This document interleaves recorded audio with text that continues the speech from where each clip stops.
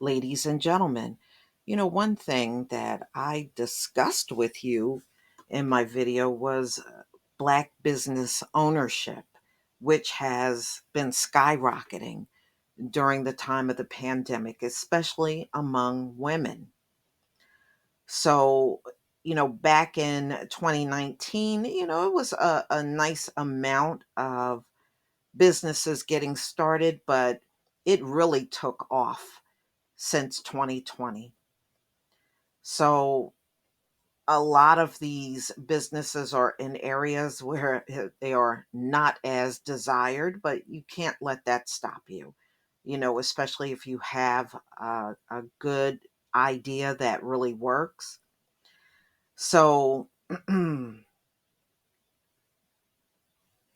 women owned businesses have been taking off, especially in the Black community, and their customers are more than willing to support them, even through the pandemic. Today, as the pandemic wanes, the number of Black businesses owned in the US are around 30% above pre pandemic levels. That growth is being driven by Black women. Their efforts kept doors open, eventually earned a nickname. This is a street up in New York. They call it Black Girl Magic Row, because so many businesses opened during the pandemic. While Joseph and others have celebrated success, they also acknowledge the challenges they faced. All right.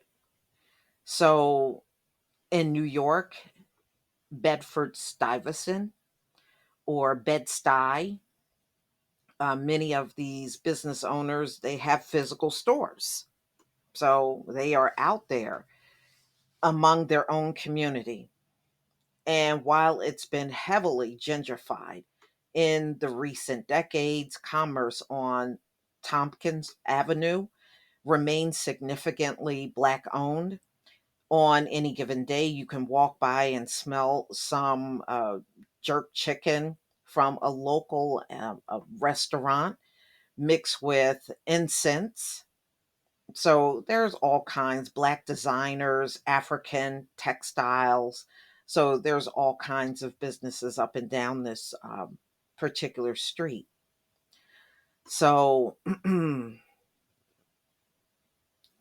but it was also difficult. This neighborhood was hard hit by drugs and violence. I really had a good friend.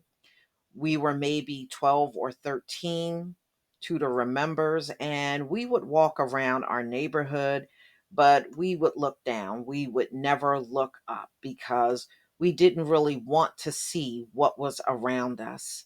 But we would talk about what we wanted to look like. But part of the vision was having her own business. So she is now a massage therapist and she co owns Life Wellness Center with her partner. When I started doing this business, I started seeing that it didn't matter what the socioeconomic background was, she said. She takes pride in the symbolic relationship between her store and her clients, especially women. She depends on them to stay in business, and many of them depend on her for their well being. But in early 2020, the city went through the lockdown, which, yeah, that really hurt a lot of small businesses at that particular time. And, and they suffered a lot of the same economic problems, during the lockdown, less business, less customers. All right. So there were concerns, well founded nationwide. By April 2020, Black owned businesses dropped by 41%. The situation proved especially dire um, after all, a massage and acupuncture, that kind of business, you got to have physical contact with people. So there's no other way to do that. So, of course, that physical contact back in April 2020 was being discouraged all nationwide, no matter where you are. People like Goldwyn Lewis Wilkinson, a retired nurse who is one of Tudor's regulars, said she was too scared to go out. I remember a particular moment where I knelt to the side of my bed and I said, I'm scared, I'm scared, I'm scared. And she personally knew people that had died recently from that thing we can't talk about. She was 39, just married 2 months, Wilkinson said. So she got married in February, and she knew someone that passed on the following month. Mm-mm-mm.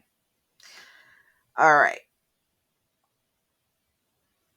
So there's another young woman that had a juice bar in that same area. It was called the Bush Doctor.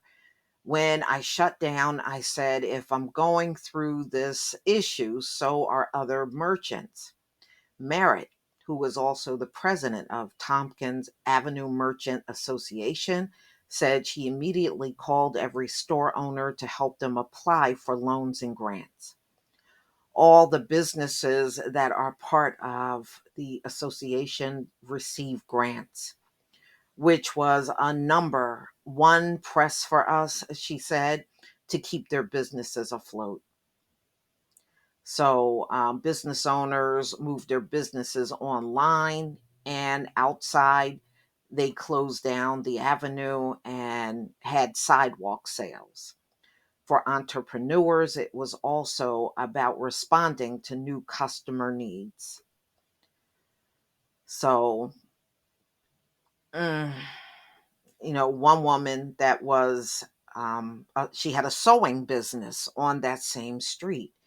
And she said over 100 people came to her looking for her to make their mask.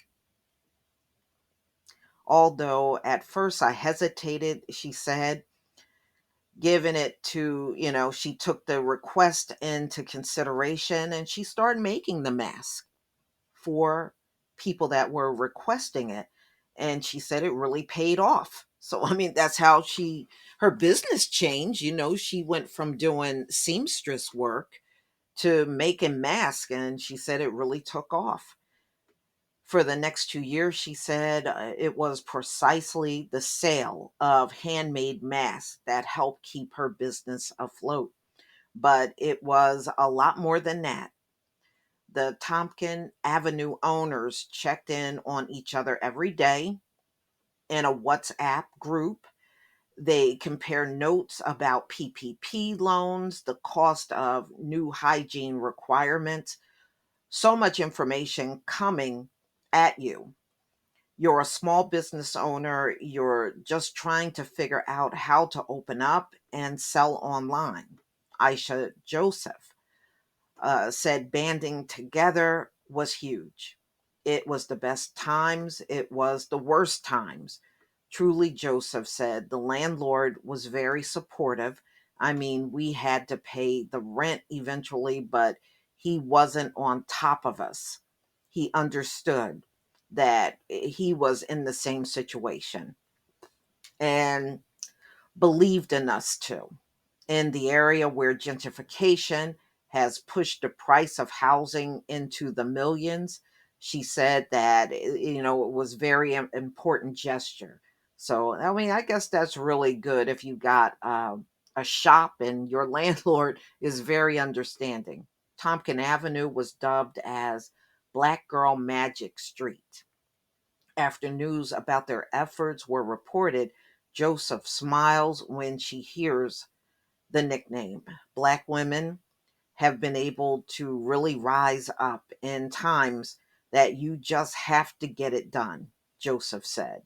It's like magical thing, like you can turn chitlins into a gourmet dish. Black Girl Magic is all about how women literally can turn dust into gold. So, I'm glad these businesses were able to stay afloat. That's not an easy thing to do, especially during this pandemic when so many have gone under, and the workers shortage is still out here that have not gone anywhere. Many businesses have changed their hours, or they're not open all 7 days. They may be open 4 days, 5 days, closed a weekend because they just don't have enough help.